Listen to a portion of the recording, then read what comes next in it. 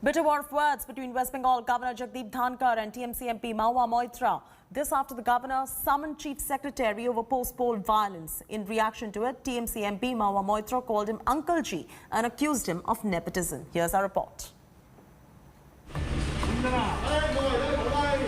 West Bengal Governor Jagdeep Dhankar is in the line of fire on alleged nepotism charges. The ruling TMC MP Mahua Moitra has gone all guns blazing against the governor. The controversy erupted after the governor summoned Chief Secretary over post-poll violence and the recovery of crude bombs outside the BJP office. He described the law and order situation in West Bengal alarming. What came next was a sharp reaction from Mahua Moitra, the TMC's firebrand MP.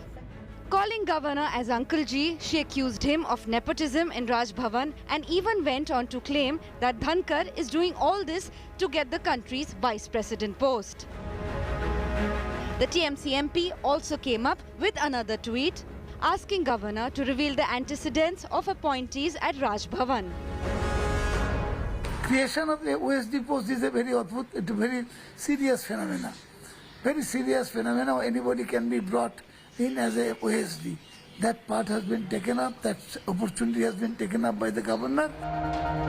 The governor has described all allegations as incorrect and termed it a distraction strategy by the TMC.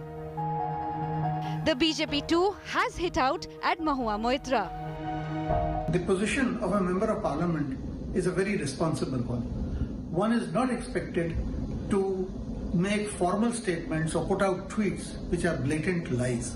And that also when you make an allegation against a person, a constitutional head of the state, the governor.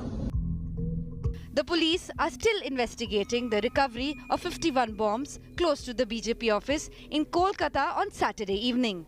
No arrests have been made so far.